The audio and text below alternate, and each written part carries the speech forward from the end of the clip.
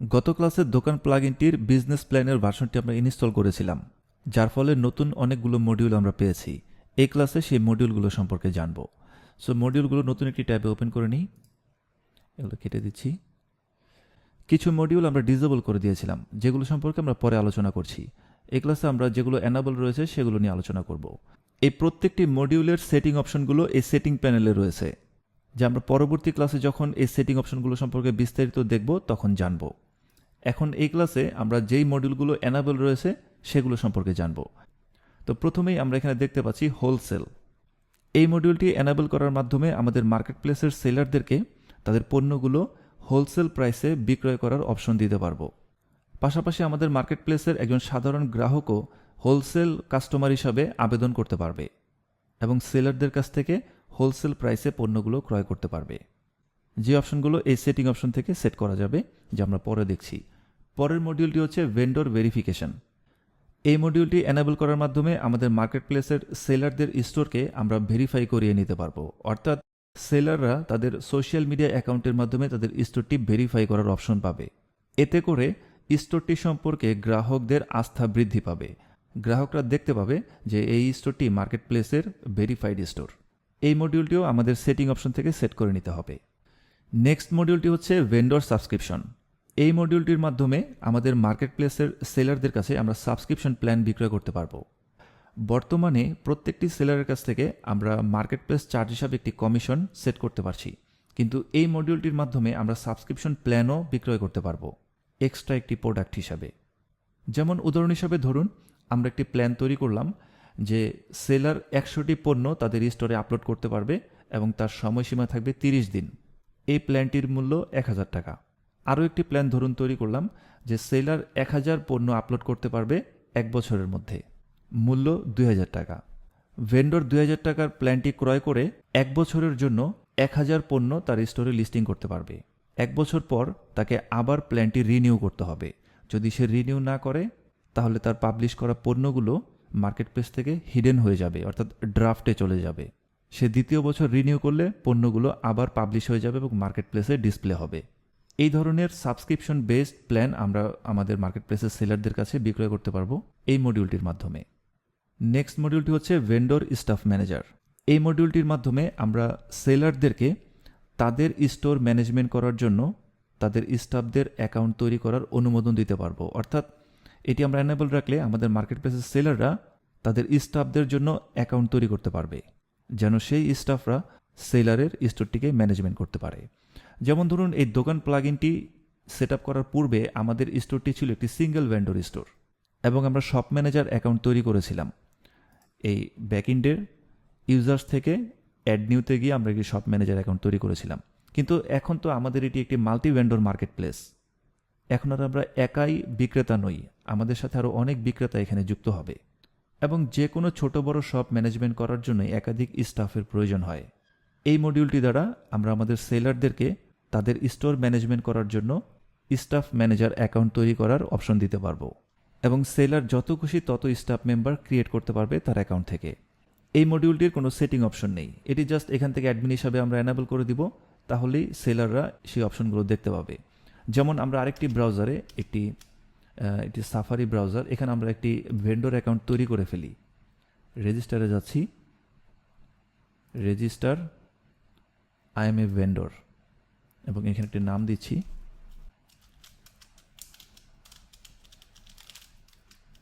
Shop name দিয়ে দিলাম fashion store এবং এই নামেই মার্কেট প্লেসে স্টোরটির লিঙ্ক তৈরি হবে। এটি অ্যাভেলেবেল রয়েছে। অ্যাভেলেবেল না থাকলে কিন্তু এটি দেখাবে না। যেমন আমরা যদি এখানে গ্রোবিক দিই তাহলে দেখাবে আনঅ্যাভেলেবেল,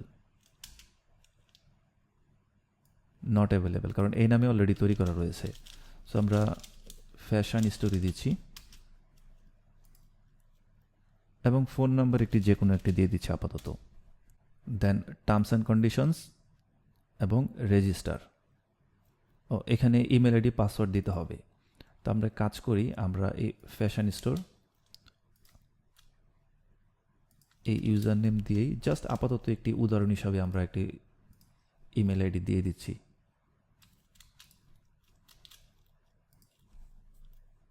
এখানে অটোমেটিক্যালি একটি পাসওয়ার্ড জেনারেট হয়ে গিয়েছে। যেটি চাইলে এখান থেকে কপি করে নেওয়া যাবে অথবা নিজের মতো করেও দেওয়া যেতে পারে। যেমন 1 2 3 এটি দেখা যাচ্ছে। এই আই আইকনটির উপরে ক্লিক করি তাহলে পাসওয়ার্ডটি দেখা যাবে না। সো আমরা একটি পাসওয়ার্ড দিয়ে দিচ্ছি এবং রেজিস্ট্রেশন করার সাথে সাথেই এই ইমেলে একটি ভেরিফিকেশন লিঙ্ক চলে যাবে। যেহেতু এই নামে কোনো ইমেল নেই তাই লিঙ্কটি যাবে না, আমরা অ্যাডমিন অ্যাকাউন্ট থেকে এটা অ্যাক্টিভেট করে দিব। রেজিস্ট্রেশন দিয়ে দিচ্ছি। অ্যাকাউন্টটি তৈরি হয়ে গিয়েছে এবং এখানে বলতেছে ইমেল ভেরিফাই করার জন্য। আমরা কাজ করব, আমরা আমাদের অ্যাডমিন অ্যাকাউন্টে যাব, এখান থেকে আমরা ভেন্ডরসে যাব। তাহলে এখানে দেখতে পাচ্ছি ফ্যাশন স্টোর নামে নতুন একজন ভেন্ডর রেজিস্টার করেছে। স্ট্যাটাস অ্যাক্টিভই রয়েছে। এডিটে গিয়ে দেখছি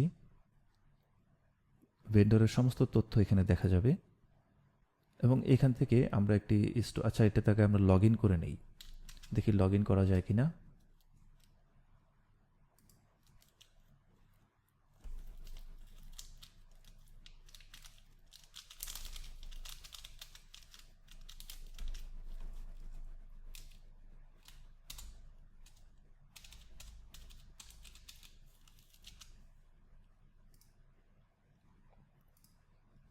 লগ ইন করা যাচ্ছে না কারণ আমরা যে ইমেল আইডিটি দিয়েছি সেই নামে কোনো ইমেল আইডি নেই। এর দ্বারা এটিও আমরা দেখে নিলাম যে কেউ যদি ফেক ইমেল দ্বারা রেজিস্ট্রেশন করতে চায় তাহলে সে রেজিস্ট্রেশন করতে পারবে না। অবশ্যই আসল ইমেল আইডি ব্যবহার করতে হবে এবং সেই ইমেল একটি ভেরিফিকেশন লিঙ্ক যাবে, সেটি ক্লিক করেই দেন লগ ইন করতে হবে। তো আমরা ইমেল আর খুলছি না, আমরা যা করব সেটি হচ্ছে আবার অ্যাডমিন অ্যাকাউন্টে যাচ্ছি এবং আমরা সেটিংসে যাব এবং এখান থেকে ইমেল ভেরিফিকেশনে যাব। এটি আমরা আনচেক দিয়ে দিচ্ছি অ্যান্ড দেন সেভ চেঞ্জেস।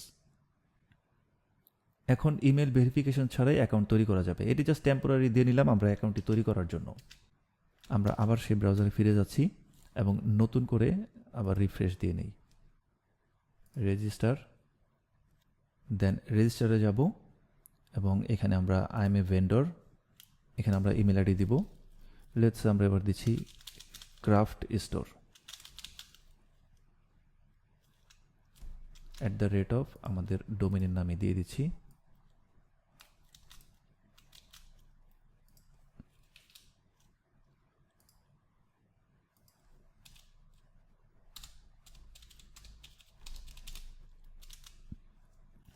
এখানে সেলারের ফার্স্ট নেম হবে,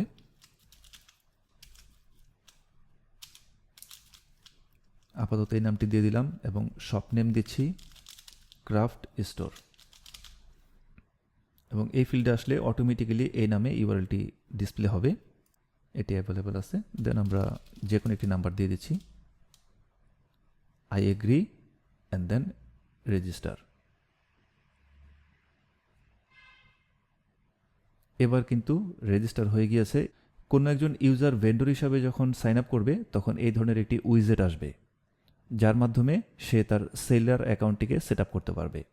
তো এখান থেকে লেটস গোতে যেতে হবে, দেন তার স্টোর পেজে কয়টি করে প্রোডাক্ট ডিসপ্লে হবে সেটি সেখানে সিলেক্ট করতে পারবে।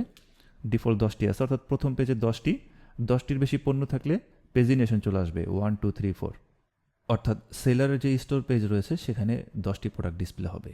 10টির বেশি থাকলে পরবর্তী পেজে ক্লিক করে সেগুলো দেখতে হবে।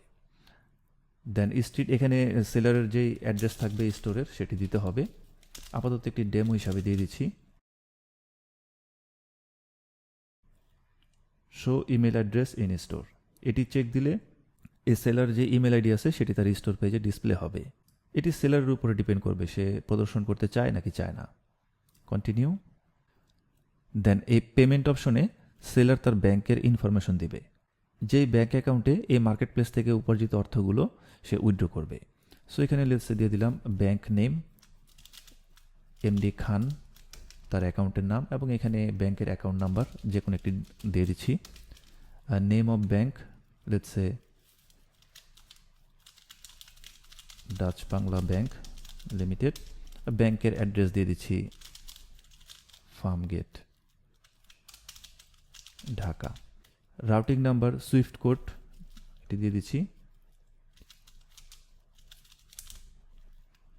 আর এগুলো দিলেও হবে না দিলেও হবে, এটি সেলারের উপর ডিপেন্ড করবে।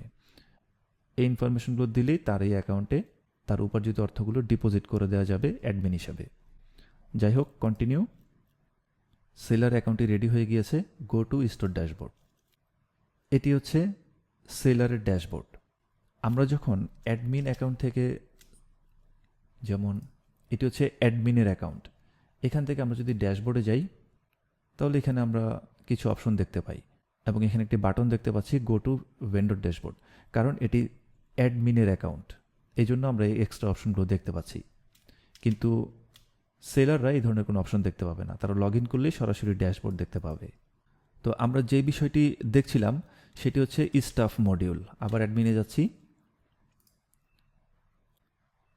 এই স্টাফ মডিউলটি আমরা দেখছিলাম যে কিভাবে সেলাররা তাদের স্টোরের জন্য স্টাফ অ্যাকাউন্ট তৈরি করতে পারবে। তো আমরা একটি সেলার অ্যাকাউন্ট তৈরি করে নিলাম। এখন লেটসে এই সেলারের দুইজন কর্মী রয়েছে, একজন ম্যানেজার, একজন অ্যাকাউন্টেন্ট, এবং তাদের দুইজনের জন্য সে দুটি অ্যাকাউন্ট তৈরি করতে চায় যেন তারা তার হয়ে স্টোরটিকে মেনটেন করতে পারে। স্টাফ অ্যাকাউন্ট তৈরি করার জন্য এখানে একটি মেনু দেওয়া রয়েছে, স্টাফ। সেলার এখানে যাবে, দেন এখান থেকে অ্যাড নিউ স্টাফ, এখানে স্টাফের নাম দিবে, ফার্স্ট নেম এমডি স্টাফ 1, উদাহরণ হিসাবে আমরা এটি দিয়ে দিলাম staff1@gmail.com, এবং স্টাফের যে ফোন নাম্বার আছে সেটি দিয়ে ক্রিয়েট স্টাফ দিলেই এই ইমেলে এই মার্কেট প্লেসে লগ ইন করার তথ্য চলে যাবে। অটোমেটিক একটি পাসওয়ার্ড তৈরি হয়ে যাবে যা দ্বারা এই স্টাফটি তার ইমেল আইডি এবং ওই অটোমেটিক পাসওয়ার্ডটি দ্বারা লগ ইন করতে পারবে।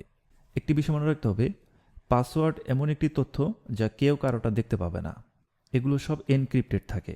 এই মার্কেট প্লেসে যত অ্যাকাউন্ট তৈরি হবে, এবার সেটা হোক সেলার অ্যাকাউন্ট বা কাস্টমার অ্যাকাউন্ট, অ্যাডমিন তাদের পাসওয়ার্ড কখনোই দেখতে পাবে না, এটি সিকিউরিটির জন্য। এবং অ্যাডমিনের পাসওয়ার্ড তো কেউ দেখতেই পাবে না, এটা স্বাভাবিক। যাই হোক, আমরা একটি স্টাফ অ্যাকাউন্ট ক্রিয়েট করলাম এবং সেলার এই স্টাফের অ্যাকাউন্টের পারমিশনও সেট করতে পারবে।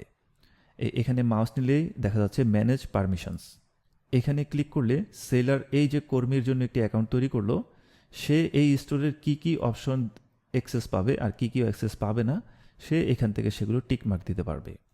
যেমন এটি উঠিয়ে দিলে অর্ডার রিপোর্ট দেখতে পাবে না, এটি উঠিয়ে দিলে এই কর্মী অর্ডার ভিউ করতে পারবে, অর্থাৎ অর্ডারের ডিটেলস দেখতে পাবে না, বা এটি উঠিয়ে দিলে অর্ডারটি ম্যানেজ করতে পারবে না।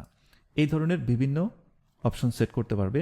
যেমন এখানে কুপনের ডিসেবল করা আছে, এগুলো যদি চেক দিয়ে দেওয়া হয় তাহলে এই স্টাফটি এই স্টোর থেকে কুপন তৈরি করতে পারবে। এইভাবেই একজন সেলার যত খুশি তত তার টিম মেম্বার স্টোরে যুক্ত করতে পারবে। এবং এই স্টাফরা যখন এই মার্কেট প্লেসে লগ ইন করবে, শুধুমাত্র এই স্টোরটি, আমরা যে স্টোরটি মাত্র খুললাম, এই স্টোরটি সে ম্যানেজ করতে পারবে। মার্কেট প্লেসে থাকা অন্য কোনো সেলারের স্টোর সে অ্যাক্সেস করতে পারবে না। আশা করি বিষয়টি বোঝা গিয়েছে। আমরা আবার অ্যাডমিন অ্যাকাউন্টে ফিরে যাচ্ছি। পরবর্তী মডিউলটি হচ্ছে vendor product importer and exporter. এই মডিউলটি অ্যানাবেল রাখলে সেলাররা তাদের স্টোরে যে পণ্যগুলো আপলোড করবে, সেই পণ্যের তথ্যগুলো তারা এক্সপোর্ট করে, মানে ডাউনলোড করে তাদের কম্পিউটারে কোথাও সেভ করে রেখে দিতে পারবে। এটি একটি ব্যাকআপ টুলের মতো। ফর এক্সাম্পল, আমরা আমাদের অ্যাডমিনের যদি এটি আমাদের অ্যাডমিন অ্যাকাউন্ট, আমরা ভেন্ডর ড্যাশবোর্ডে যাচ্ছি, কারণ এই অ্যাডমিন অ্যাকাউন্ট থেকে অনেকগুলো পণ্য আপলোড করা রয়েছে ডেমো হিসাবে। এই প্রোডাক্টসে যাচ্ছি এবং এখানে একটি অপশন দেখা যাচ্ছে এক্সপোর্ট। এই এক্সপোর্টে ক্লিক করলে এই সমস্ত পণ্যগুলোর যত তথ্য আছে সব সিএসভি ফাইল হিসেবে আমাদের কম্পিউটারে সেভ হয়ে যাবে বা ডাউনলোড নিয়ে নেবে। কোনো কারণে ভুলবশত যদি এই পণ্যগুলো রিমুভ হয়ে যায় তাহলে সেই ফাইলটিকে ব্যবহার করে আমরা ইম্পোর্ট দিয়ে আবার নতুন করে আপলোড করে দিতে পারবো। পূর্বে যেমন ছিল ঠিক তেমনই। এটি সিকিউরিটি পারপাসে, কারণ এক একটি প্রোডাক্ট আপলোড করার জন্য অনেক তথ্য দিতে হয়। আমরা যদি এটা এডিটে যাই তাহলে দেখতে পাবো এই প্রোডাক্টসের টাইটেল আছে, প্রাইস আছে, ছবি, ডেসক্রিপশন। কোনো কারণে যদি ভুলবশত রিমুভ হয়ে যায় তাহলে আবার পুনরায় এগুলো সেট করতে হবে। কিন্তু এক্সপোর্ট করে ব্যাকআপটি রেখে দিলে সে চাইলে যেমন ছিল তেমনই আবার আপলোড করতে পারবে। সো এই এক্সপোর্ট ইম্পোর্ট মডিউলটি হচ্ছে একটি ব্যাকআপ টুলের মতো, যার মাধ্যমে সেলাররা তাদের স্টোরে আপলোডকৃত পণ্যের তথ্যগুলো ব্যাকআপ হিসাবে তাদের কম্পিউটারে ডাউনলোড করে রাখতে পারবে। এই ক্লাসে আমরা 5টি মডিউল সম্পর্কে জানলাম: wholesale, vendor verification, vendor subscription, staff manager এবং এক্সপোর্ট ইম্পোর্ট। পরবর্তী ক্লাসে অন্যান্য মডিউলগুলো সম্পর্কে জানব।